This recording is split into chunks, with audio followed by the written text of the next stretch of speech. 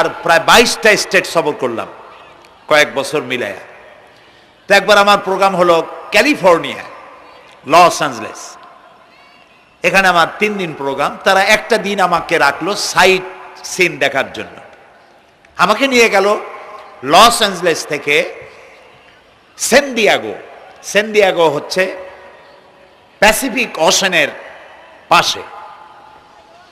এইখানে আছে C world, অর্থাৎ সমুদ্রের মধ্যে যা কিছু আছে তা তারা সেখানে উঠায় রাখছে। বিশাল জায়গা, দেখতে অন্তত 4 দিন লাগে পুরা এলাকা দেখতে।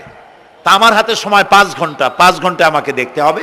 আমি বললাম গুরুত্বপূর্ণ জিনিসগুলি আমারে দেখাও। তো নিয়ে গেল।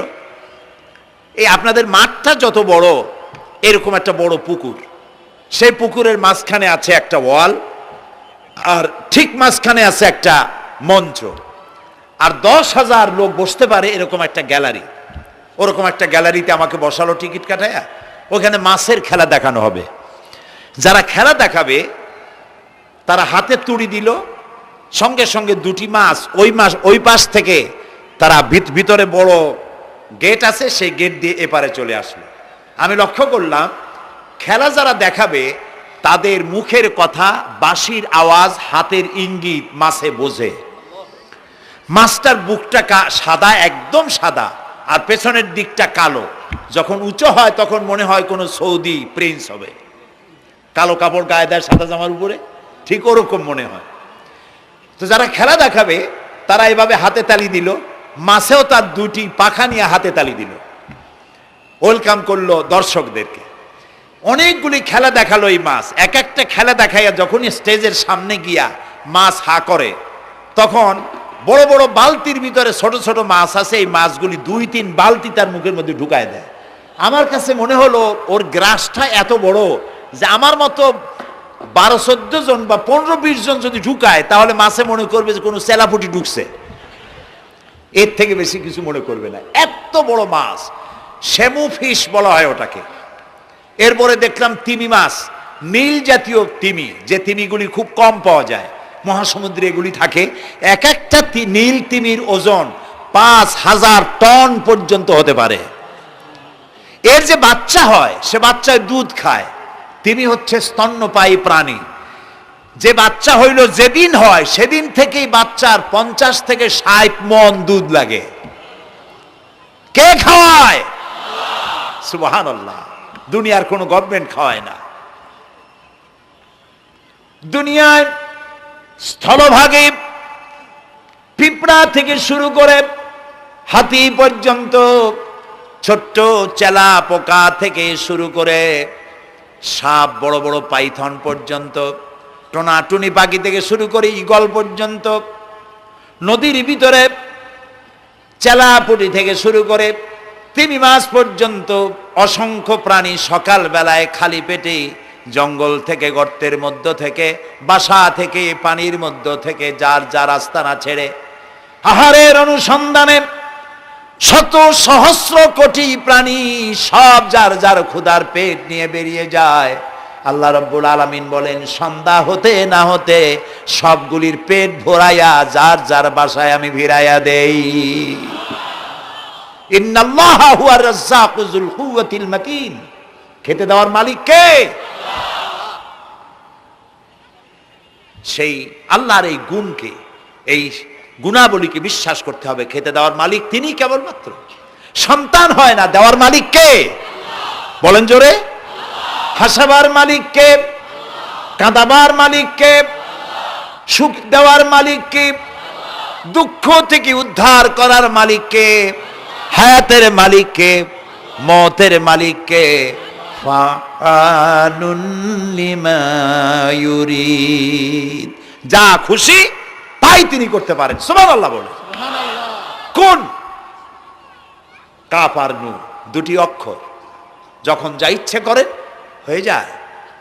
আল্লাহর এই গুণকে বিশ্বাস করলে মানুষ শিরক থেকে বাঁচতে পারবে। মাজার মুখী হবে না মুসলমান, মসজিদ মুখী হবে তখন। আজ আমার মুসলমান একদিকে নামাজও পড়ে আর একদিকে মাজারের কাছে গিয়ে দুর্বল হয়ে যায়। আছে না? আছে কি না? মাজারগুলির কাছে গিয়ে সাহায্য কামনা করে। আমার নিজের চোখে দেখেছি মাজারে গিয়ে কিভাবে সেজদা দেয় কবরকে। বলেন নাউযুবিল্লাহ। আল্লাহ ছাড়া কাউকে রুকু সেজদা করা যায় না। যা চাবার আল্লাহর কাছে চাইতে হবে। ওয়াইজা সাআলতা ফাসআলিল্লাহ ওয়াইজা ইসতাআনতা ফাসতাইন বিল্লাহ। যা কিছু চাওয়ার আল্লাহর কাছে চাও, যা কিছু বলার আল্লাহকে বলো। সব কিছু করার মালিক তিনি। সুবহানাল্লাহ বলেন।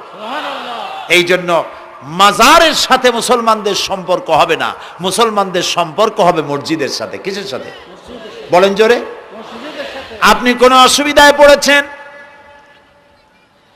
মাজলুম হয়েছেন, অত্যাচারিত হয়েছেন, চাকরির সমস্যা হয়েছে, ঘরে খাবার নাই, অসুখ বিসুখ হয়েছে, নানান ধরনের সমস্যায় পড়েছেন, কোনো মাজার নয়, কোনো পীর নয়, মসজিদের ভিতরে চলে যান, উজু করে মসজিদে ঢুকে 2 রাকাত কাজায়ে হাজাতের নামাজ পড়েন। রাসূলুল্লাহর উপরে যখনই বিপদ হতো তিনি নামাজে দাঁড়ায় যেতেন। সুবহানাল্লাহ বলো। আপনি কেন যাবেন একটা কবরের কাছে? আপনার সাহায্য কামনার জন্য কোনো পীর নয়, আপনার সাহায্যের জন্য কোনো কবর নয়। সাহায্য পাওয়ার জন্য কে?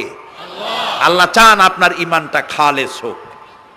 আল্লাহ তাআলা এটা বরদাস্ত করতে পারেন না যে মানুষ কারো কাছে গিয়া আরেকজনের কাছে গিয়ে নথি স্বীকার করুক। আল্লাহ সহ্য করেন না। ইন্না শিরকা লাযুলমুন আযীম। শিরক হচ্ছে মস্ত বড় জুলম, অত্যাচার। আল্লাহ সব থেকে অপছন্দ করেন কোন গুনাহ? বলেন শিরক। আল্লাহ সহ্যই করেন না। কেন করেন না? একটা যুক্তিতে আসে।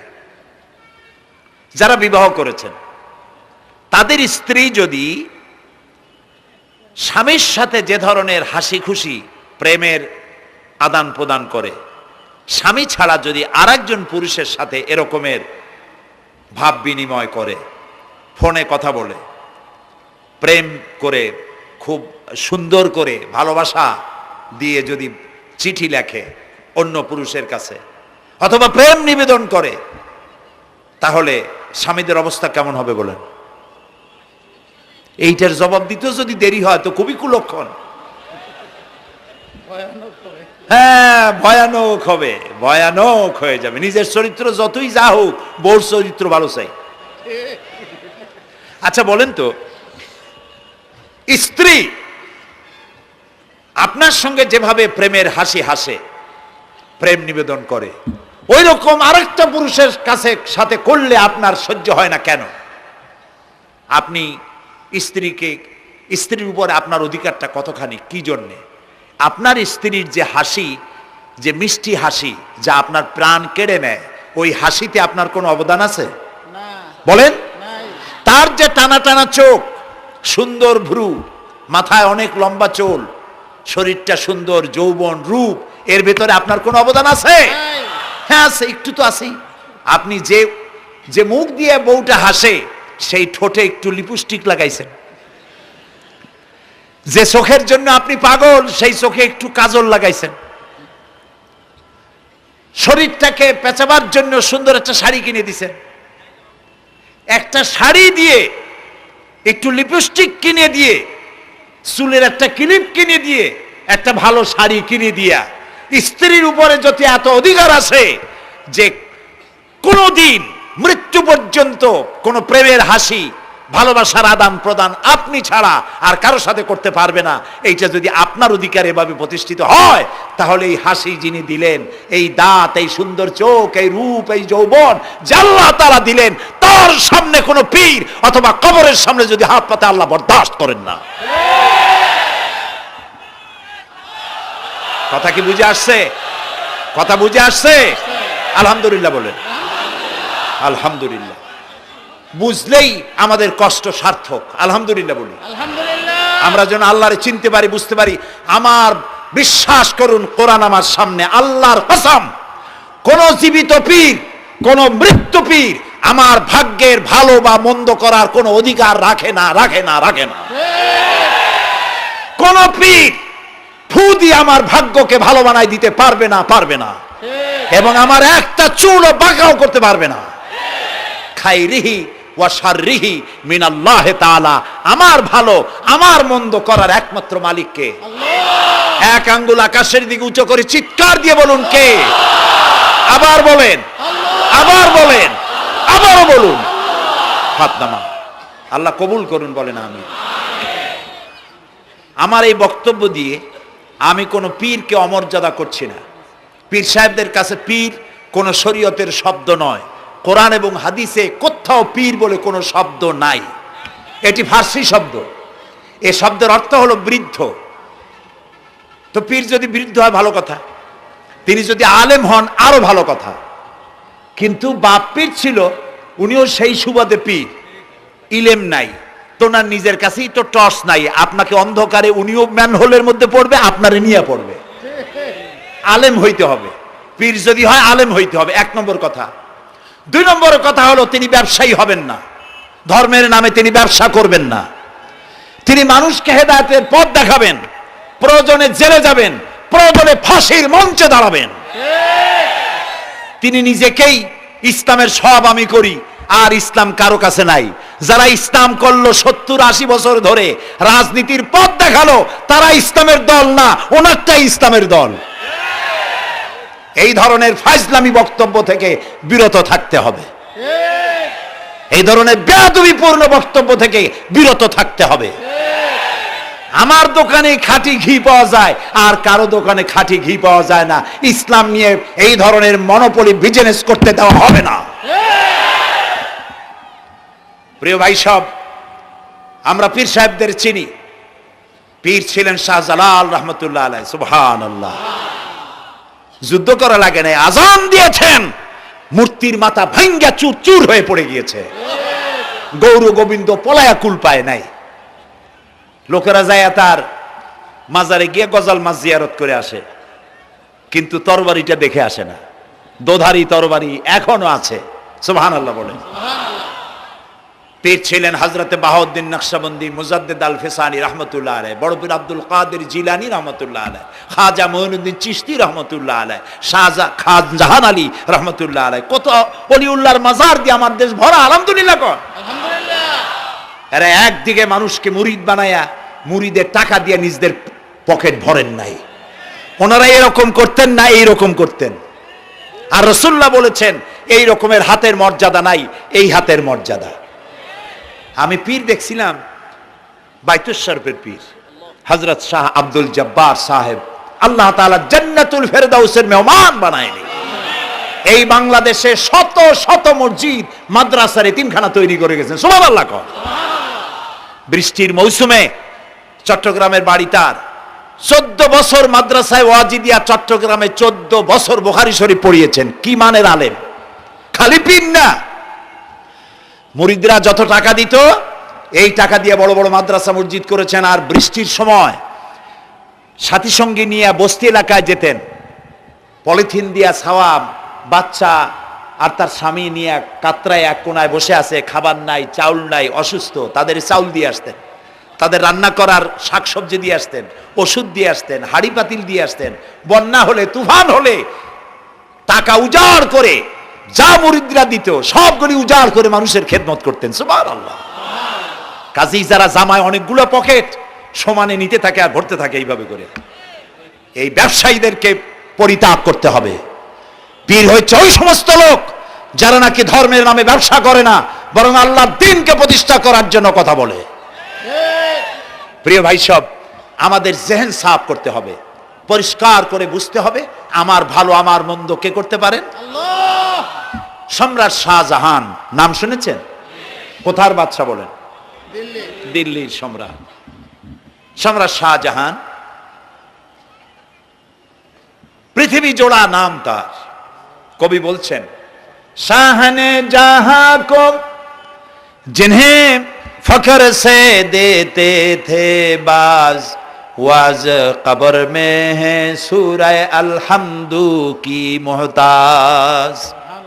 যে শাহজাহানকে কর দিয়া ট্যাক্স দিতে পারলে জনগণ নিজেদেরকে গৌরবান্বিত বলে মনে করত, সেই শাহজাহান কবরে শুয়ে আছে, সূরা ফাতিহার মুহতাজ হয়ে আছে। সুবহানাল্লাহ। যদি কেউ আমার কবরের কাছ থেকে হাইটে যাইতো আর একটু সূরা ইখলাস পড়ে সবরেসানি করতো, আমি কিছু পাইতাম। আহারে, এই এতিম ফকির হয়ে শুয়ে আছে। এক ফকির দিল্লি ঘুরতেছে, একজন বলছে, ভাই তোমারে তো খয়রাত করে দেখতেছি আমি সেই ছোটবেলা থেকে, খালি তুমি খয়রাত করো। একটা জিনিস আপনারা মনে রাখবেন, গরিব, আজকে যারা গরিব পরিশ্রমের মধ্য দিয়ে কালকে তারা ধনী হতে পারে, কিন্তু যারা ভিক্ষুক, যারা ভিক্ষা করে, জিন্দিগিতে কোনোদিন তারা বড় হতে পারবে না। ভিক্ষা করা যাদের অভ্যাস, জীবনেও বাড়ি করতে পারবে না, জীবনেও ধনী হইতে পারবে না, কিন্তু গরিব ধনী হইতে পারবে। কারণ হলো আল্লাহর কাছে দুইটা বৈধ জিনিস অত্যন্ত ঘৃণিত। কয়টা? একটা হলো তালাক, আর একটা হলো ভিক্ষাবৃত্তি, মানুষের কাছে চাওয়া। আল্লাহ পছন্দ করেন না। তো ভিক্ষুক ঘুরতেছে, একটা লোক বলল, মিয়া তোমার তো সারা জীবনই খরচ করতে দেখি। খরচ করবো না, করবো কি? যার কাছে যাই সে দেয় 4 আনা 2 আনা 1 টাকা, এর বেশি তো দেয় না, তেদি আমি কেমনে বড় লোক হবো? কয় যে তুমি বাদশারে চোখে দেখো না, বাদশারে চোখে দেখো না।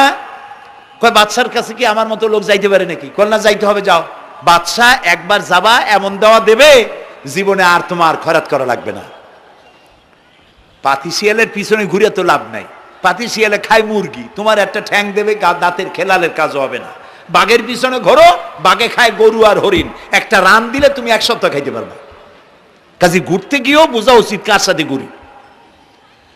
তো বলছে বাদশার কাছে যাও। তো বাদশারে পাবো কই? কই তো দেখলাম কেবল মসজিদে ঢুকলো। তারপরে ফকির গিয়ে দাঁড়ায় আছে বারান্দায়, দেখে যে উনি বাদশা ভেতরে বসে হাত তুলে আছে ভাবে, আর চোখ দিয়ে পানি পড়ে দাড়ি ভিজে ভিজে পড়তেছে।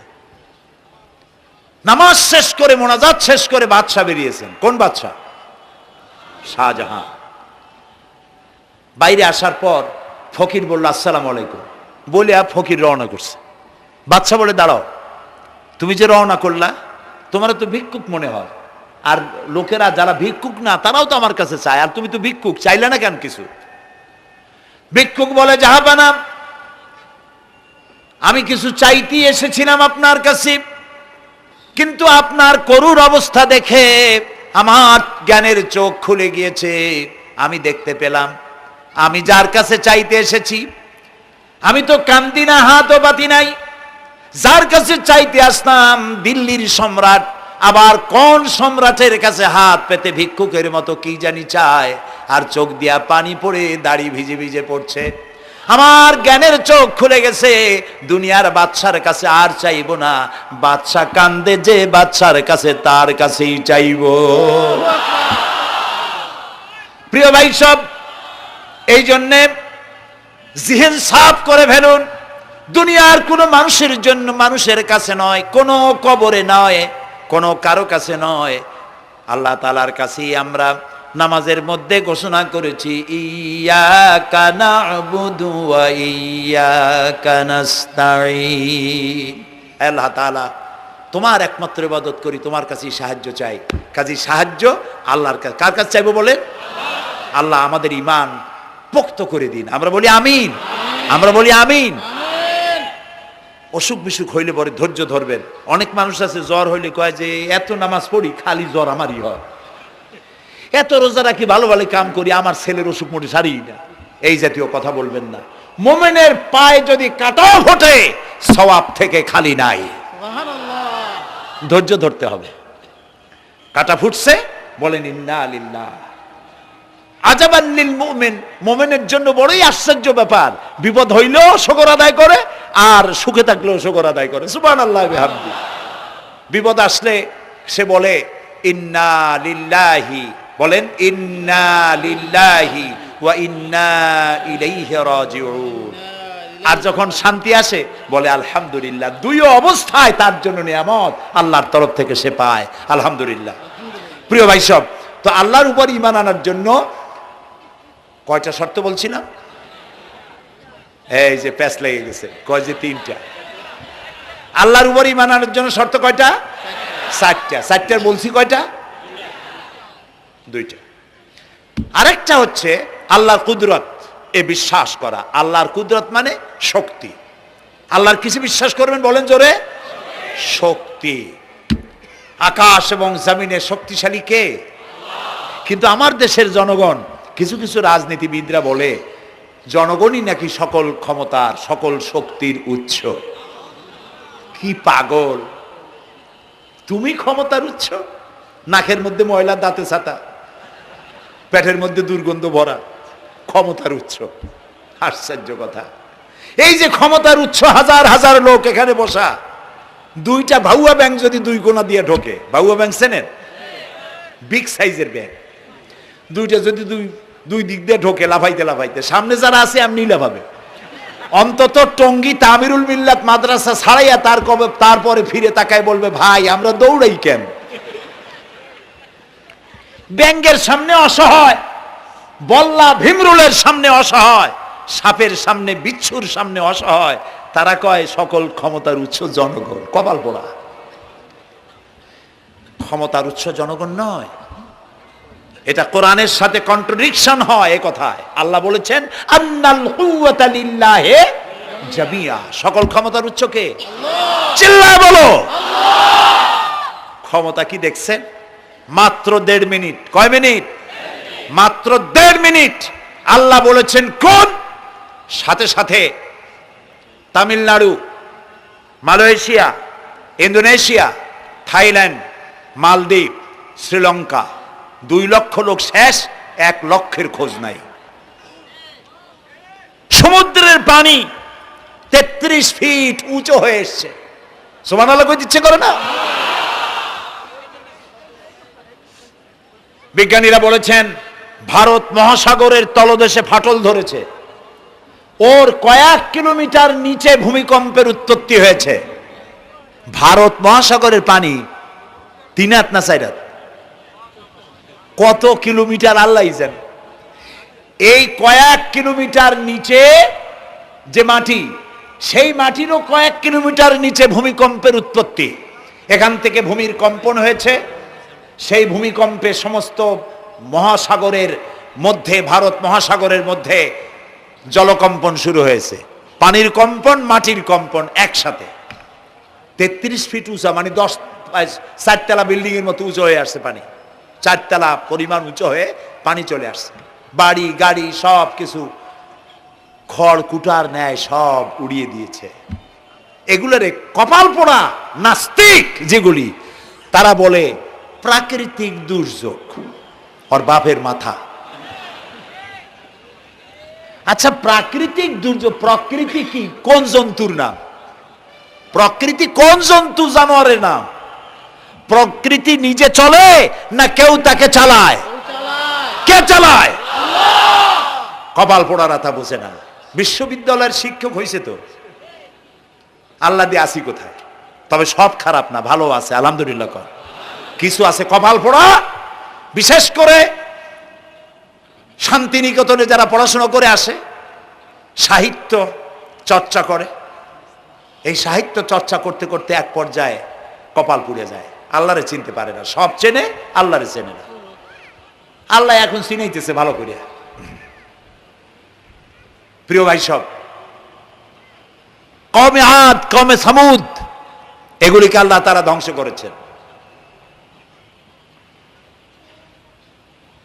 কিয়ামতের আগে এই যে 7টা আকাশ, এই আকাশ সম্পর্কে অবিশ্বাসীরা তারা বলেছে আকাশ বলতে কিছুই নেই, এটা নাকি অনেক দূরে, তাই নীলা নীলে দেখা যায়। কি কপাল পোড়া চিন্তা করেন, নীলা নীলা দেখা যায়।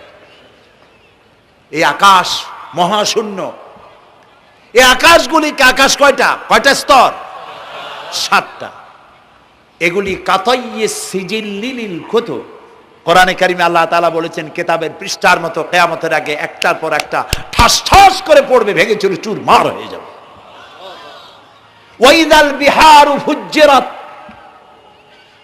আল্লাহ তাআলা বলছেন ইদাস সামাউ ফাতারাত ওয়াইদাল কাওয়াকিবু ইনতাসারাত ওয়াইদাল বিহারু ফুজ্জিরাত। আকাশের তারকাসমূহ বিক্ষিপ্ত হয়ে পড়বে। অসংখ্য তারকারাজি, বিশাল বিশাল তারকা বিক্ষিপ্ত হয়ে পড়বে। চন্দ্র সূর্য একটার সাথে আরেকটা ধাক্কা লেগে চাঁদ আর সূর্য আলো হারিয়ে ফেলবে, একাকার হয়ে যাবে।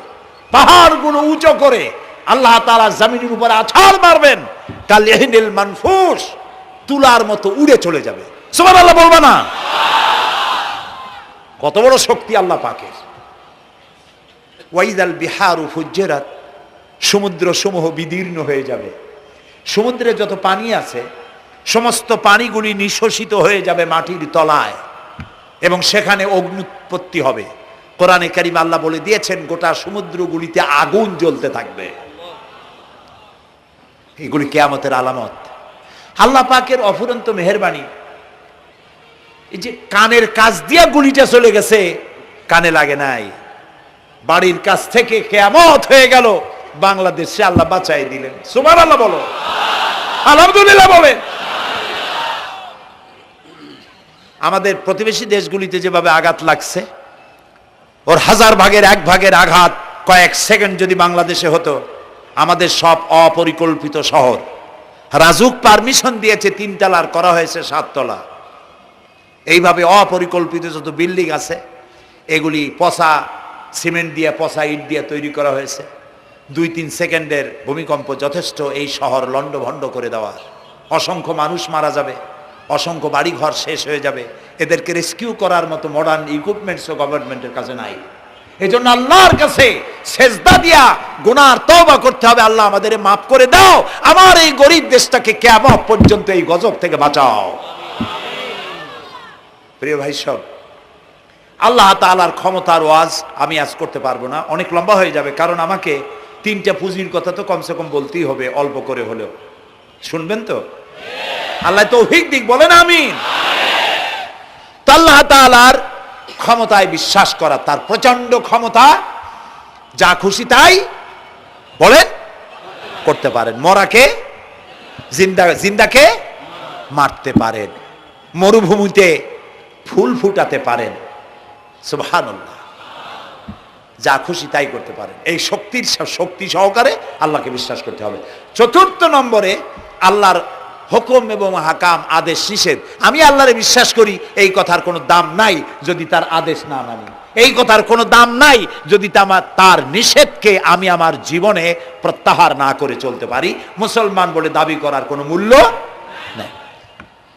একদিকে নামাজ পড়ি, আর একদিকে ওজনে কম দেয়, খাদ্যে ভেজাল দেয়, বেপরদা করি, মিথ্যা কথা বলা হয়, ওজনে কম দেয়, খাদ্যে ভেজাল দেয়, জমিনের আইল ঠালে আমানতের খেয়ানত করে, আল্লাহর হুকুম মানা হলো না, রসুলের আদেশ মানা হলো না।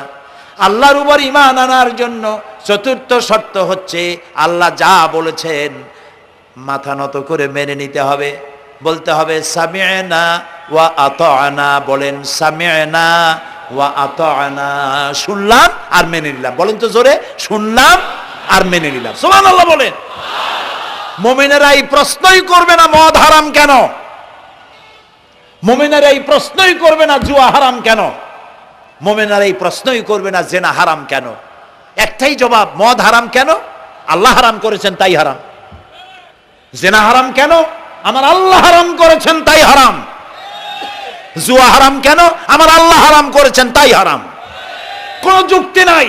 যুক্তির, আল্লাহর নিষিদ্ধ জিনিসে যুক্তি তালাশ করে কেবলমাত্র শয়তান। আল্লাহর আদেশ নিষেধের যুক্তি তালাশ করে কে? শয়তান। মুমিনের কাজ হলো সামি'না, বলেন, ওয়া আতা'না, শুনলাম আর মানলাম, বাস, শেষ কথা, খালাস। এই গেল 4টি শর্ত পুরো হয়ে গেল। এই 4টি শর্ত যদি পূরণ করতে পারি তাহলে আল্লাহরে বিশ্বাস করছি এটা প্রমাণিত হবে, এটা জাস্টিফাই হবে, এটা সত্যতা প্রমাণ হবে যদি আল্লাহর হুকুম মতো। 1 নম্বরে হলো, আমি আবার কথাটা প্যাকেট করে দিই যাতে করে আপনারা বাড়ি নিয়ে যাইতে পারেন। আল্লাহর উপরে ঈমান এনেছি, এই কথাটাকে কমপ্লিট করার জন্য শর্ত কয়টা? 4টা। 1 নম্বরে আল্লাহর অস্তিত্বে বিশ্বাস, বলেন আল্লাহর অস্তিত্বে বিশ্বাস। 2 নম্বরে আল্লাহর গুণাবলীতে বিশ্বাস। 3 নম্বরে আল্লাহর ক্ষমতায় বিশ্বাস। 4 নম্বরে আল্লাহর আদেশ এবং নিষেধে বিশ্বাস, মান্য করে চলা। আল্লাহ যেন এই তৌফিক আমাদের দেয়, বলেন আমিন। আল্লাহ রাব্বুল আলামিন দুনিয়ায় শান্তি, আখিরাতে জাহান্নাম থেকে মুক্তি দেওয়ার জন্য আল্লাহ পাক আমাদেরকে একটা ব্যবসার কথা বলেছেন। ওই ব্যবসায় পুঁজি কয়টা? বলেন। 3টা পুঁজি। বলছি কয়টা? দেখেন যে কেমনি প্যাঁচ লাগে। বলছি মাত্র একটা, সে একটা ডাল বাইর করছি 4টা। এবার আসেন মূল পয়েন্টে। এবার দ্বিতীয় পয়েন্ট, রসুলের প্রতি ঈমান। আমরা তো রসুলের প্রতি ঈমান আনছি কিনা বলেন? রসুলের প্রতি ঈমান এনেছি। আমাদের এই ঈমান যথেষ্ট নয়, কারণ আমাদের ঈমান হলো রবিউল আউয়াল মাসে ঈমান তাজা হয়, ঠিক না? ঠিক না? রবিউল আউয়াল মাস যখন আসি, ব্যানারটা নাই, শামিয়ানাটা নাই, রাস্তাগুলিতে ফ্ল্যাগ লাগাই আর আলোকসজ্জা করি। মন্ত্রীরা আসেন, নেতারা আসেন, সিরাতুন নবী মাহফিলে দাঁড়ায় বলেন নবীর আদর্শ অনুসরণ করা ছাড়া উপায় নাই। অথচ ওনার পা থেকে শুরু করে মাথা পর্যন্ত নবীর আদর্শ নাই। আবার এই নেতা রামকৃষ্ণ মিশনে, রামকৃষ্ণ পরমহংসদেব তার মঞ্চে গিয়ে বলেন রামকৃষ্ণের নীতির ছাড়া বিকল্প কিছুই নেই। আবার গৌতম বুদ্ধের জন্মবার্ষিকী উদযাপনের জন্য সেখানে গিয়ে বলেন গৌতম বুদ্ধের অহিংস নীতি অনুসরণ করা ছাড়া জাতির যোগীনাথ হওয়ার আর কোনো পথ নাই। যেখানে যায় সেই জায়গার বুলি ধরে। রবিউল আউয়াল মাস আসতে বলেন, আলোকসজ্জা করে ইয়া নবী সালামু আলাইকা, ইয়া রাসূল সালামু আলাইকা। এরপরে গরম গরম জিলাপি রাসূলুল্লাহকে বুঝায় দেওয়া হলো, হে রাসূল আপনি তাকিয়ে দেখেন কত মহব্বত আপনারে করি, আপনার মহব্বতের জন্য আমাদের শহরের কোনো মিষ্টির দোকানে আর মিষ্টি নাই, সব আমরা খাইয়া শেষ করছি। এই হলো মহব্বত। এই মহব্বতে এই ঈমানে কাজ হবে না। এই ঈমানে বলেন কাজ হবে না। কোন ঈমানে কাজ হবে? রাসূলের প্রতি ঈমানের অর্থ কি? এর অর্থ হচ্ছে নবী করিম সাল্লাল্লাহু আলাইহি সাল্লাম আমাদের রাসূল, আমাদের নেতা। আমাদের রাসূল আমাদের নেতা, আমরা তার উম্মত, তার অনুসারী। অনুসারীর কাজ কি? নেতার পূর্ণাঙ্গ অনুসরণ করণ। রাসূলুল্লাহর আনুগত্য করতে হবে, এটা কে বলেছেন? আল্লাহ রাব্বুল আলামিন সূরা আলে ইমরানের মধ্যে বলেছেন, কুল ইন কুনতুম তুহিব্বুনাল্লাহ ফাত্তাবিউনি ইউহিব্বুকুমুল্লাহ ওয়া ইয়াগফির লাকুম যুনুবাকুম আল্লাহু গফুরুর রহিম। হে নবী আপনি বলুন, তোমরা যদি আল্লাহকে ভালোবাসো তাহলে তোমার কাজ হচ্ছে, তোমরা যদি আল্লাহকে ভালোবাসো তাহলে তোমরা আমার আনুগত্য করো, আমার অনুসরণ করো। কার? রাসূলের। বলেন কার? রাসূলের অনুসরণ যদি তোমরা করো, খেয়াল করে শুনতেছেন তো? আল্লাহ তাআলা বলছেন নবী আপনি বলেন, তোমরা যদি আল্লাহকে ভালোবাসো, তোমাদের এই দাবি যদি সত্য হয়, তাহলে আমার অনুসরণ করো, আমার আনুগত্য করো। আমার অনুসরণ, আমার আনুগত্য করলে পরে তোমাদেরকে আল্লাহ রাব্বুল আলামিন ভালোবাসবেন এবং তোমাদের তামাম জিন্দেগির সমস্ত গুনাহ খাতা আল্লাহ তাআলা মাফ করে দিবে। আমরা কি গুনাহ মাফ করাইতে চাই? বলেন চাই? আসুন রাসূলের আনুগত্য করুন। রাসূলের আনুগত্য কিরকম? রাসূল যেভাবে মোস কাটছে আমরা সেইভাবে মোস কাটবো। তিনি দাড়ি যেভাবে রাখছেন আমরা সেইভাবে রাখবো। তিনি চুল কাটছেন যেভাবে সেইভাবে করব। তিনি পায়ের নখ, হাতের নখ যেভাবে কাটছেন সেইভাবে করব। তিনি যেভাবে বিবাহ করেছেন সেই সুন্নত অনুযায়ী বিবাহ, তিনি যেভাবে দেশ চালাইছেন সেইভাবে দেশ চালাবো। রাসূলের অনুসরণের অর্থ শুধু এই নয় যে তিনি যেভাবে সুরমা লাগাইছেন আমি ওইরকম সুরমা দেব, তিনি যেভাবে কদু খাইছে আমিও কদু খাবো, এইটা নয়। এটা নয়, শুধু রাসূলের আনুগত্য হবে মুরগির ফার্ম থেকে শুরু করে জাতিসংঘ পর্যন্ত, জীবনের সব ক্ষেত্রে। আর বিশ্বাস করতে হবে তিনি শেষ নবী, তারপরে আর কোন নবী আসবে না। আল্লাহ রাব্বুল আলামিন সূরা আহজাবের মধ্যে বলেছেন, মা কানা মুহাম্মাদুন আবা আহাদিম মির রিজালিকুম ওয়ালাকির রাসূলুল্লাহি ওয়া খাতামান নাবিয়্যিন। মুহাম্মদ সাল্লাল্লাহু আলাইহি ওয়াসাল্লাম তোমাদের কোন পুরুষদের পিতা নন, তিনি আল্লাহর রাসূল এবং তাকে দিয়ে নবুয়তের মিশনকে খতম করে দেওয়া, কমপ্লিট করে দেওয়া হয়েছে। আর কোন নবী, রাসূলুল্লাহ বলেছেন লা নাবিয়্যা বাদি ওয়ালা রাসূল, আমার পরে আর কোন নবী আসবে না, রাসূল আসবে না। কথা বুঝে আসছে? আল্লাহর নবীর পরে আর কোন নবী হবে না। আল্লাহর নবী বলেছেন, একটি ইমারত তৈরি করে তার ভিতরে একটা ইট যদি খালি থাকে, একটি ইটের জায়গা যদি শূন্য থাকে, তাহলে সকলের চোখে ধরা পড়বে। ওই ইটখানা দিলে পরে বিল্ডিংটা কমপ্লিট হয়ে যায়। নবুয়তির যে ইমারত আল্লাহ তৈরি করেছিলেন, ওর ভিতরে একটা ইটের অভাব ছিল। আল্লাহ পাক আমাকে দিয়ে সেই শূন্য জায়গা পূরণ করে দিয়ে নবুয়তের মিশনকে কমপ্লিট করে দিয়েছেন। রাসূলুল্লাহ বলেছেন, আমার পরে আর কেউ নবী হবে না। পৃথিবীর সব মুসলমানদের আকীদা, মুহাম্মদ সাল্লাল্লাহু আলাইহি ওয়াসাল্লামের পরে যদি কেউ নবুয়তের দাবি করে সে কাফির, হাজার বার কাফের। তাকে যারা নবী মানবে তারাও। রাসূলুল্লাহ বলেছেন, আমার পরে 30 জন মিথ্যেবাদী নবুয়তের দাবি করবে। তার মধ্যে একজন তো দাবি করছে রসুলের জীবদ্দশায়, একটা ছিল মেয়ে লোক আর একটা ছিল পুরুষ।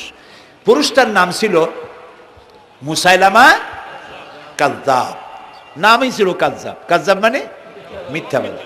দেখছেন অবস্থা, নামই মিথ্যাবাদী।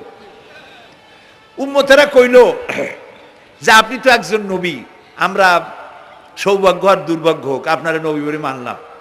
মুহাম্মদ সাল্লাল্লাহু আলাইহি ওয়াসাল্লামের কাছে প্রায় জিবরাইল আসে আর ওহী আনে, আর আপনি আমাদের কোনো ওহী দিতে পারলেন না পর্যন্ত। কয় যে কেবল না নবী হইলাম, অপেক্ষা করো, ওহী আসবেন। বেশ কিছুদিন যাওয়ার পর খুব চিন্তা ভাবনা করে কয় যে ওহী একটা আসছে। উম্মতেরা সব দৌড়ে আসছে, কি ওহী? কয় যে এইমাত্র শেষ রাত্রে জিবরাইল আসছিল, আইসে আমারে কয়ে গেল, একটা সূরা নাজিল করলো। সূরাটা কি? ইন্না আতাইনাকাল আকাক ফাসাল্লি লিরাব্বিকা ওয়াজআক ইন্না শানিয়াকা হুয়াল আবলাক। উম্মতেরা কয় সর্বনাশ, এই সূরা পড়তে গেলে তো আমরা কাইসা মরে যাব। এর অর্থ তো খুব বিকায়দা। কি সূরা নাজিল হইল আপনার উপরে? ইন্না আতাইনাকাল আকাক মানে আমি তোমাকে হুতুম পেশা দান করেছি, সুতরাং তুমি তোমার প্রভুর উদ্দেশ্যে নামাজ পড়ো আর চিৎকার মারো, কারণ তোমার শত্রুরা সাদা এবং কালো বর্ণের। আমরা তো আগামাথা কিছু বুঝলাম না, কি ওই? আচ্ছা ঠিক আছে, পয়গম্বর মুহাম্মদ সাল্লাল্লাহু আলাইহি সাল্লামকে তার উম্মতেরা নিয়ে যায় তাদের বাগানে, মাঝে মধ্যে নিয়ে যায়। নিলে পরে যে কুয়ায় পানি থাকে না, শূন্য কুয়া পানিতে ভরে যায়। যে গাছতলা দিয়ে তিনি হেঁটে যান, যে খেজুর গাছে খেজুর নাই, সেই গাছতলা দিয়ে রাসূল হেঁটে গেলেন, গাছে ফল ধরে যায়। আপনি তো এরকম কিছু দেখাইতে পারেন না। কয় তোমরা তো আমার নেও না, চলো না যাই। নিয়ে গেছে, যাইয়া দেখে যে কুয়ার পাড় দিয়ে যায়, যে কুয়ায় পানি থাকে তা থাকে না, শুকায় যায়। যে গাছ তলায় দিয়ে যায়, ওই গাছে খোরমা থাকলে সাথে সাথে খড়গুলো ঝরে যায়। উম্মতের কয় কি একটা কপাল পড়ো নবী পাইলাম ভাগে।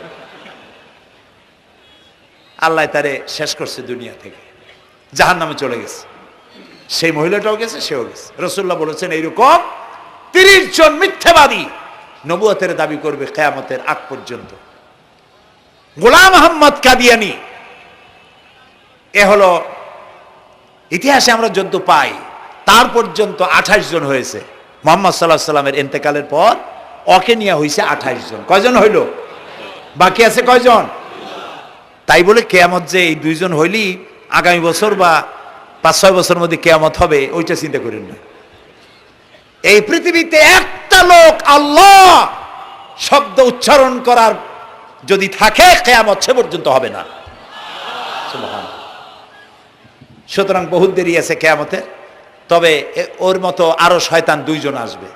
গোলাম আহমদ কাদিয়ানী বলল, আমি পয়গম্বর, আমি নবী, আমার উপরে ওহী আসে।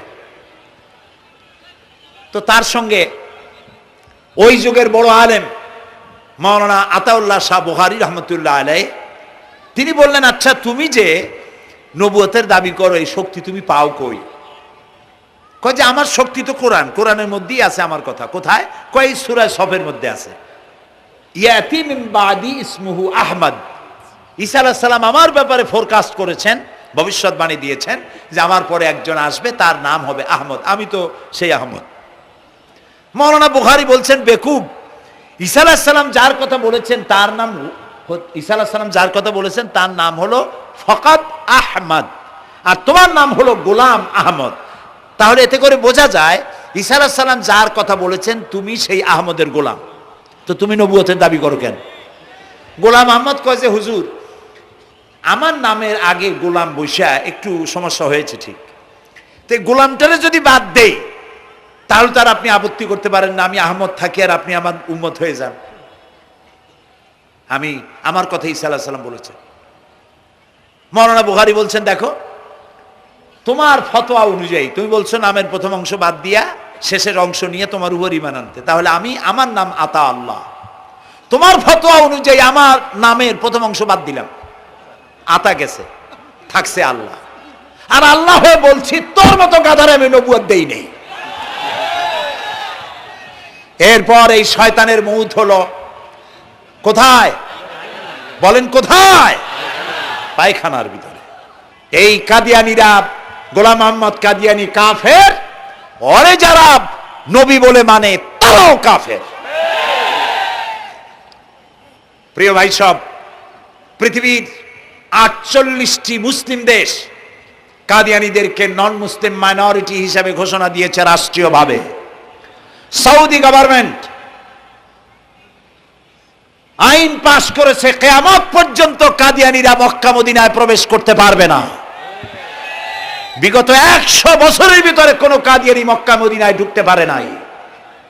আজকে বাংলাদেশে খতমে নবুয়তের আন্দোলন নতুন কিছু নয়, দীর্ঘদিন থেকেই উপমহাদেশে খতমে নবুয়তের আন্দোলন চলছে। এই আন্দোলন চলবে যতদিন পর্যন্ত সরকারের পক্ষ থেকে তাদেরকে নন মুসলিম মাইনরিটি ঘোষণা না করা হচ্ছে, আন্দোলন চলবেই। এদের লাশ রাস্তায় ফেলায় দিবা আর 14 কোটি মুসলমান তাকিয়ে তাকিয়ে দেখবে, তা বিশ্বাস করো না। খতমে নবুয়তের আন্দোলন যারা করেন, এই জাতির 14 কোটি মুসলমানের সমর্থন তাদের পেছনে রয়েছে। কাজী তাদের ব্যাপারে উচ্চবাচ্য কথা বলতে গিয়ে ব্যারিস্টার হন, আইনজীবী হন, যেই হন, খতমে নবুয়তের আন্দোলন যারা করে তাদের ব্যাপারে কথা বলতে গিয়ে মুখ সামনে কথা বলবেন। এদেশের মানুষ শহীদ হয়ে যাবে, কাদিয়ানীদেরকে বরদাস্ত করবে না। আমাদের দেশে হিন্দু, থামুন, আমাদের দেশে হিন্দু, খ্রিস্টান, বৌদ্ধ আমাদের দেশের নাগরিক অধিকার ভোগ করে না? আমাদের সমান নাগরিক অধিকার তারা ভোগ করে। কাদিয়ানীরাও হিন্দু খ্রিস্টানদের মতো নন মুসলিম মাইনরিটি হিসেবে এদেশে বসবাস করে নাগরিক সুবিধা ভোগ করবেন, কোনো অসুবিধা নাই। কিন্তু আপনি মুসলমান বলে দাবি করবেন না, শেষ নবী মানবেন না, আমরা এই ব্যাপারে কিয়ামত পর্যন্ত আপোষ করব না। কেবলমাত্র মূর্খ, দালাল, হারামখোর তারাই কাদিয়ানীদের পক্ষ অবলম্বন করতে পারে, ইমানদারেরা পারে না।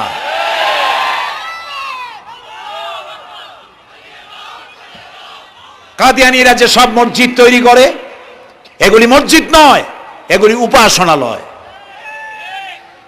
হিন্দুদের মন্দিরকে যেভাবে আমরা সম্মান করি, ওদের উপাসনালয়কেও সম্মান করি। কিন্তু কাদিয়ানীরা যতদিন মুসলমান নামের পরিচয় দিতে থাকবেন, আমরা আমাদের অধিকার আদায়ের জন্য সুশৃঙ্খলভাবে গণতান্ত্রিক পদ্ধতিতে আমরা এই অধিকার আদায়ের চেষ্টা করব। খতমে নবুয়তের আন্দোলন কোনো রাজনৈতিক আন্দোলন নয়, এটি আমাদের ইমানের আন্দোলন। যারা আন্দোলন করতেছেন তারা আমাদের ফরজে কিফায়ার দায়িত্ব পালন করছেন। প্রিয় ভাই সব, রাসূলের প্রতি ঈমান আনতে হলে এরকম ঈমান আনতে হবে, তারপরে আর কোনো নবী আসবে না। তারপরে কথা হলো তাকে অনুসরণ করতে হবে পায়ের নখকাটা থেকে শুরু করে মাথার চুল পর্যন্ত, জীবনের সব ক্ষেত্রে রাসূলের অনুসরণ করতে হবে। তিনি সেনাপতি ছিলেন, শ্রমিক ছিলেন, পিতা ছিলেন, নানা ছিলেন, স্বামী ছিলেন, ঠিক না? তিনি রাষ্ট্রপ্রধানও ছিলেন। আজকে যারা ধর্ম আর রাজনীতি আলাদা করেন তারা মুনাফিক, মুসলমান নয়, তারা কি? মুনাফিক। এই জন্য আমাদেরকে মনে রাখতে হবে নবী করিম সাল্লাল্লাহু আলাইহি ওয়াসাল্লাম রাষ্ট্র পরিচালনা করেছেন। যারা ধর্ম আর রাজনীতি আলাদা করেন তারা মুসলমান হিসাবে আল্লাহর কাছে পরিচিত হতে পারবেন না। প্রিয় ভাই সব, নবীজি মক্কা থেকে মদিনা এলেন, মদিনায় এসে রাষ্ট্রপ্রধানের দায়িত্ব পালন করলেন। আজ তিনি রাষ্ট্রপ্রধান, কোরআন হলো সংবিধান, কোরআনের আইন চালু করে দিলেন। চুরি বন্ধ হলো, ডাকাতি বন্ধ হলো, জেনা ব্যভিচার বন্ধ হয়ে গেল, মানুষ দরজা খুলে ঘুমাবার সুযোগ পেল।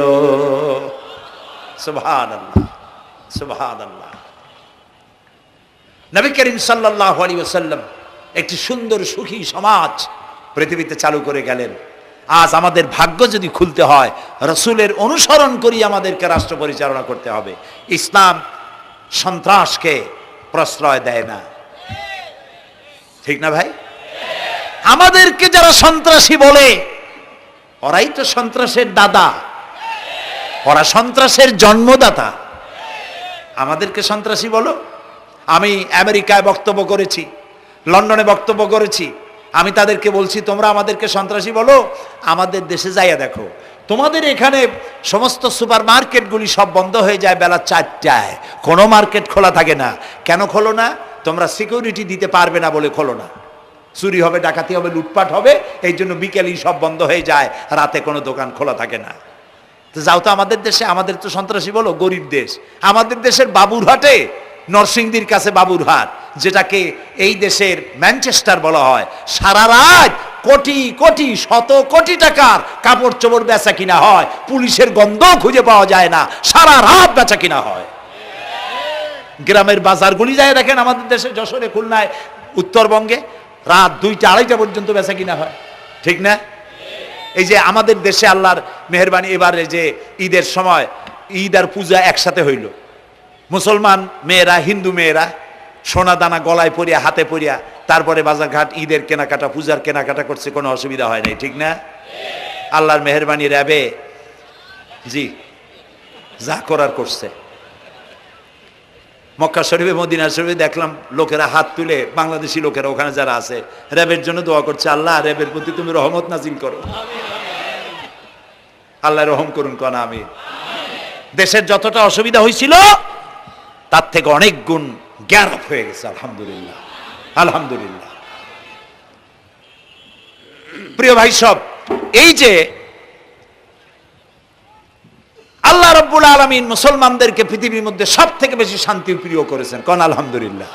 তোমরা আমার মক্কা যাইয়া দেখো, মক্কা মদিনায় যাইয়া দেখো, আমাদের কেউ সন্ত্রাসী? মক্কা মদিনায় লক্ষ লক্ষ মানুষ এই যে সব চলে গেছে, এখন কোথায় গেছে?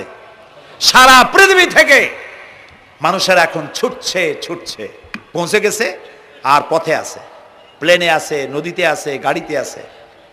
সুবহানাল্লাহ, লক্ষ লক্ষ মানুষ চলে গেছে, সবার একই ড্রেস, একই গন্তব্য, একই স্লোগান, লাব্বাইক আল্লাহুম্মা লাব্বাইক। সব মানুষ চলে গেল। আমি 96-তে যখন পার্লামেন্টে আসলাম, প্রথম পার্লামেন্টে এক বক্তৃতার ভেতরে আমি বলেছিলাম যে আমাদের দেশে নেতা নেত্রীরা ওমরা করে, হজ করে। আচ্ছা, আপনারা যাইয়া দেখেন কি, করেন কি, আনেন কি? যাইয়া একটু তোয়াব করিয়া আসার সময় আতর আর পাথর, সুরমার খুরমা পকেট ভরে নিয়ে আসেন, কিন্তু চোখে দেখেন না। আল্লাহ তাআলা বলছেন, আওয়ালাম ইয়ারাউ আন্না জাআলনা হারামান আমিনান, তোমরা কি দেখতে পাও না আমার এই হারামকে আমি কিভাবে নিরাপত্তার শহর বানিয়েছি? সুবহানাল্লাহ। রাত 2:30-3টার সময় চাঁদের মতো সুন্দরী যুবতী মেয়ে, একাকিনী, কোনো পুরুষ সঙ্গী ছাড়া, নিজের ডেরা, নিজের তাবু ফেলে কাবা শরীফের ভিতরে এসে গেল, লক্ষ লক্ষ পুরুষের মধ্য দিয়ে আল্লাহর ঘর তওয়াফ করলো, তাহাজ্জুদের নামাজ আদায় করলো, এরপরে দোয়া দুরুদ করে, কান্নাকাটি করে, মেয়ে লোকটি একাকী লক্ষ লক্ষ মানুষের মধ্য দিয়ে নিজের ঘরে ফিরে গেল। কোন পুরুষের একবার তার চেহারার দিকে নজর পড়েছে তো দ্বিতীয়বার তার রূপ উপভোগ করার মতো সাহস কারো মনের মধ্যে জাগে না। হাজার বছরের ইতিহাস, মক্কা থেকে, মদিনা থেকে, আরাফাত থেকে, মুজদালিফা থেকে, মিনা থেকে একটা নারী লাঞ্ছিতা হয়েছে, ধর্ষিতা হয়েছে, অপমানিতা হয়েছে, এর ইতিহাস নয়। প্রিয় ভাই সব, প্রসঙ্গক্রমে এই টঙ্গী লক্ষ লক্ষ লোকেদের সমাবেশ হয়, আলহামদুলিল্লাহ বলো। হতেই পারে তাবলিগি জামাতের ভাইয়েরা এখানে উপস্থিত হন, সারা দেশ থেকে, বিভিন্ন দেশ থেকেও লোকজন আসে, এক জায়গায় বসে আল্লাহ বিল্লাহ করে, মোনাজাত করে। এটা মনে আসতো তাই বলতেছি। কেউ কেউ এটাকে খুব বাড়াবাড়ি করেন। সে বাড়াবাড়িটা হলো, কেউ কেউ বলেন আরাফাতের পরেই দ্বিতীয় এই সমাবেশ। এই বেয়াদবি শব্দটাকে উচ্চারণ করবেন না আল্লাহর হস্তে। কোথায় টঙ্গী, কোথায় আরাফাত, আর কোথায় টঙ্গী? কি এর সাথে আপনি কি মিলান? আপনি বলুন এখানে লক্ষ লক্ষ লোক হয়েছে, আমরাও দেখতে পাচ্ছি লক্ষ লক্ষ লোক হয়, কিন্তু আপনি কেন দ্বিতীয় সমাবেশ বলেন? কেন আপনি আরাফাতের ময়দানের পরে এই কথা বলেন? মহাগুনাহ, মহা বেয়াদবি। আরাফাতে যাওয়া ফরজ, টঙ্গীতে আসা নফল নয়। আপনি কিসের সাথে কি তুলনা করেন? জিন্দিগিতে এই চিন্তা করবেন না।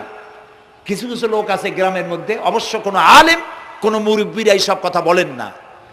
মূর্খ যারা, তারা এই ধরনের কথা ছড়াইছে গ্রামে। 3 বার টঙ্গীতে আসতে পারলে 1 হজের সওয়াব হয়। বলেন নাউজুবিল্লাহ। শুধু 3 বার না, কিয়ামত পর্যন্ত লোকের এখানে আসতে থাকলে আরাফাতের ময়দানে 1 সেকেন্ডের যে সওয়াব হবে তাও হবে না। আরাফাত হচ্ছে সেই ময়দান যেখানে আদম আলাইহিস সালাম থেকে শুরু করে মুহাম্মদ রাসূলুল্লাহ সাল্লাল্লাহু আলাইহি সাল্লাম পর্যন্ত সব নবীদের চোখের পানি শুকিয়েছে। পৃথিবীর কোটি কোটি মানুষ এখানে কাঁদছে। আর আল্লাহ রাসূল বলেছেন, আল হাজ্জুল মাবরুর লাইসা লাহুল জাযাউ ইল্লাল জান্নাহ। একটা কবুল হজের সওয়াব আল্লাহর কাছে বেহেশত দেওয়া ছাড়া আর কিছুই নেই। মান হাজ্জা লিল্লাহ ফালাম ইয়ারফুস ওয়ালাম ইয়াফসুক রাজাকা ইয়াউমিন ওয়ালাদাতহু উম্মুহু, রাওয়াহুল বুখারী। বুখারী শরীফের হাদিস। রাসূলুল্লাহ বলছেন, আরাফাতের ময়দান থেকে হাজিরা যখন বেরিয়ে যায় সন্ধ্যায়, মা যেমন নিষ্পাপ সন্তান প্রসব করে, আরাফাত থেকে হাজিরা তেমন নিষ্পাপ হয়ে বেরিয়ে যায়। আল্লাহর হস্তে আপনারা এই তুলনাটা কেউ করবেন না। বলবেন অনেক বড় সমাবেশ হয়েছে, লক্ষ লক্ষ লোক হয়েছে, বাস শেষ। এটা দ্বিতীয় সমাবেশ, আরাফাতের পরের এটা দ্বিতীয় স্থান অবলম্বন করেছে, এইসব বাজে কথা আর একদিনও বলবেন না। মহাবেয়াদবি যদি কেউ বলে থাকেন, আস্তাগফিরুল্লাহ পড়ুন, পড়েন আস্তাগফিরুল্লাহ। আল্লাহ সবাইকে ক্ষমা করুন, বলুন আমিন। এখানে আসলে দোয়া কবুল হবেই, কোনো গ্যারান্টি নেই, কোনো গ্যারান্টি নাই। কিন্তু রাসূলুল্লাহ বলেছেন আরাফাতের ময়দানে দোয়া কবুল হয়। রাসূলুল্লাহ বলেছেন, আল্লাহর ঘরের কাছে দাঁড়ায়া মুলতাজিমে দাঁড়ায়া এমন কোন দোয়া করি নাই যে আল্লাহ কবুল করেন নাই। কাজে এই সব চিন্তা করবেন না। প্রিয় ভাই সব, রসুলের প্রতি ঈমান আনতে হলে রসুলের জীবনকে জানতে হবে। রসুলের জীবন আমরা অনেকেই জানি না। বাংলা ভাষায় বহুত বইপত্র বেরিয়েছে রসুলের জীবনী সংক্রান্ত। মেহেরবানি করে কিনবেন এবং পড়বেন। রসুলের প্রতি ঈমানের অর্থ হলো রসুলুল্লাহর পা থেকে শুরু করে মাথা পর্যন্ত সবটা আমল করা এবং তাকে মোহাব্বত করা। রসুলকে কি করবো আমরা? কি মোহাম্মদ সে ওয়াফা তূনে তু হাম তেরে ये जहाँ चीज ही क्या लोह कलम तेरे हैं। মোহাম্মদ সাল্লাল্লাহু আলাইহি সাল্লামের সঙ্গে যদি তুমি মহব্বতের কানেকশন জুড়িয়ে দিতে পারো, তার অনুসরণ আর অনুকরণ যদি করতে পারো, আকাশ আর জমিন তো দূরের কথা, লোহ কলম পর্যন্ত আল্লাহ তোমার জন্য করে দেবে। নবী করিম সাল্লাল্লাহু আলাইহি সাল্লামের উপর ঈমান আনার অর্থ হলো তার অনুসরণ অনুকরণ করা। 3 নম্বরে ওয়াতুজাহিদুনা ফি সাবিলিল্লাহি বিআমওয়ালিকুম ওয়া আনফুসিকুম। আল্লাহর রাস্তায় লড়াই করো জান দিয়া আর মাল দিয়া। কি দিয়া কোন তো? জান দিয়া আর মাল দিয়া। আমরা কিন্তু বলি হুজুর আসি আপনার সাথে, আপনার পিছনে আসি, জানটা দিয়ে দেব। এই মানুষেরা খুব চালাক। আপনি জান দিলে তো মাল থেকে যাবে। আগে দেবেন কি? মাল, পরে দেবেন জান। মাল দিতে হবে, জান দিতে হবে আল্লাহর দ্বীন প্রতিষ্ঠার জন্য। রাসূলুল্লাহ জীবন দিয়ে, সাহাবায়ে কেরাম জীবন দিয়েছেন, রাসূলুল্লাহ রক্ত দিয়েছেন, দান মোবারক শহীদ হয়েছে। আমি দেখেছি ওহদের মাঠে, আমি ওহদে যখন সফর করেছি, আল্লাহ বহুবার নিয়েছেন আলহামদুলিল্লাহ। আমাকে সেখানকার একজন আলেম মদিনার, তিনি আমাকে নিয়ে গেলেন ওহদে বেশ কয়েক বছর আগে। ওহদে গিয়ে দেখলাম, আমাকে দেখালো যে নবী করিম সাল্লাল্লাহু আলাইহি সাল্লামের যেখানে দান শহীদ হয়ে গিয়েছিল, দাঁত মুবারক শহীদ হয়েছে, রাসূলুল্লাহ বেহুশ হয়ে পড়ে গেছিলেন। তাকে হযরতে আবু বকর, হযরত ওমর, হযরত ওসমান, এই 3 জনে উঁচু করে নিরাপদ জায়গায় নেওয়ার জন্য দৌড়াচ্ছিলেন। পাহাড়ের উপরে যখন উঠতেছিলেন, ওই তিনজন রসুলকে ঘাড়ে করে নিয়ে উঠতেছেন, পাহাড় তখন কাঁপতেছিল, পাহাড় কাঁপতেছে, এত বড় কাঁপন উঠেছে পাহাড়ের। পাহাড় সেই এলাকা থেকে কাগজ কাটলে, কেচি দিয়ে কাগজ কাটলে যেমন রেজা রেজা হয়ে যায়, আমার নিজের চোখে আমি দেখলাম, তিনি আমাকে দেখালেন, এই সেই এলাকা যেখানে রসুলকে উঠানো হয়েছিল। পাহাড় আল্লাহর ভয়তে কাঁপতেছিল তরতর করে। সেই উঁচা জায়গা, একটা বিশ্রামের মতো জায়গা পাহাড়ের মধ্যে, সেইখানে তাকে নিয়ে যখন রসুলকে যখন শোয়ানো হচ্ছিল, পাহাড় কাঁপতেছে। নবী করিম সাল্লাল্লাহু আলাইহি সাল্লাম তখন বলছেন, উসবুতি ইয়া জিবাল, উসবুতি ইয়া জিবাল, ইন্নাকা আলাইয়া নবিয়ান ওয়াস সিদ্দিকিন ওয়াস শাহীদাইন। হে পাহাড়, উসবুতি ইয়া জিবাল, হে পাহাড় থেমে যা, তোর উপর আল্লাহর নবী, তোর উপরে সিদ্দিক আর দুইজন শহীদ দাঁড়িয়ে আছে, থেমে যা। পাহাড় থেমে গেল। সিদ্দিক হযরত আবু বকর, দুইজন শহীদ তোর উপরে, হযরতে ওমর, হযরতে উসমান রাদিয়াল্লাহু তাআলা আনহুমা। কবে শহীদ হবে রাসূলুল্লাহ আজকে বলতেছেন, তোর উপরে দুইজন শহীদ দাঁড়িয়ে আছে। এইভাবে কষ্ট করেছেন নবীজি, ক্ষুধায় কষ্ট করেছেন, যুদ্ধ করেছেন। তবে সেই যুদ্ধ আক্রমণাত্মক ছিল না, ডিফেন্সিভ ছিল। আক্রমণকে প্রতিহত করার জন্য তিনি লড়েছেন। প্রিয় ভাই সব, এত কষ্ট করার পর তিনি যে দিন কায়েম করে গিয়েছিলেন, আল্লাহ তাআলা বলছেন, ওয়াতুজাহিদুনা ফি সাবিলিল্লাহি, আল্লাহর রাস্তায় লড়াই করো জান দিয়ে আর মাল দিয়ে আমার দ্বীনকে প্রতিষ্ঠা করার জন্য। যদি তোমরা ইসলাম বুঝে থাকো, এরই মধ্যে তোমাদের জন্য কল্যাণ নিহিত রয়েছে। সুবহানাল্লাহ বলেন, এরই মধ্যে কল্যাণ। সুতরাং শুধু টুপি মাথায় দিয়ে নামাজ পড়লেই হবে না, নামাজও পড়তে হবে, আল্লাহর হুকুম হাকাম মানতে হবে, রোজাও রাখতে হবে, হজও করতে হবে, যাকাতও দিতে হবে, স্ত্রীকে পর্দায় রাখতে হবে, আমলে আখলাকে, সিরাতে সুরাতে, চলনে বলনে, ব্যবসায় বাণিজ্যে, বক্তৃতায়, রাজনীতি, অর্থনীতি, সমাজনীতি, সব জায়গায় আল্লাহ এবং রসুলের পূর্ণাঙ্গ আনুগত্য করার নামই হলো মুসলমান হয়ে যাওয়া। সুবহানাল্লাহ।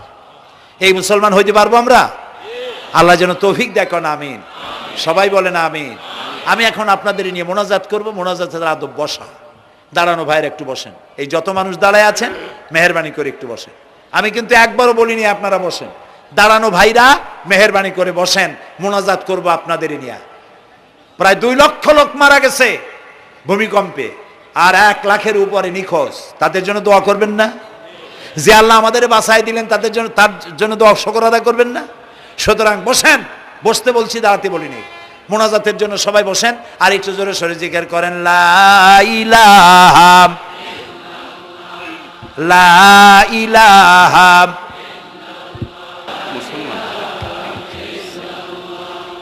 ঘামে শেষ হয়ে গেছে।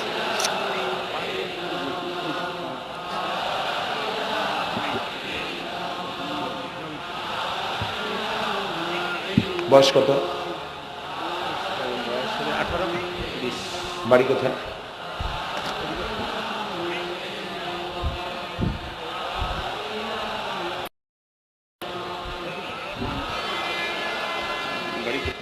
একটু জোরে, লা ইলাহা। এভিডেন্স করছো? বসো বসো।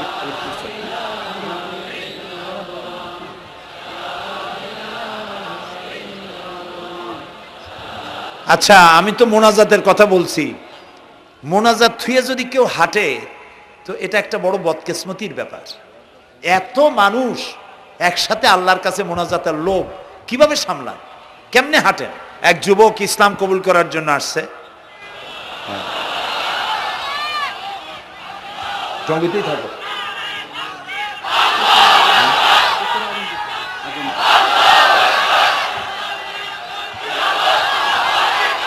জি,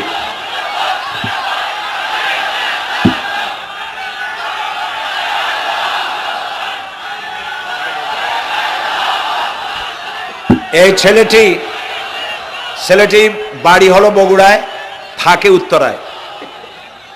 এই ছেলের বাপের নাম শ্রী সুধীর চন্দ্র সরকার, আর তার নাম হলো চঞ্চল কুমার সরকার। বর্তমান নাম পছন্দ করেছে বশির উদ্দিন।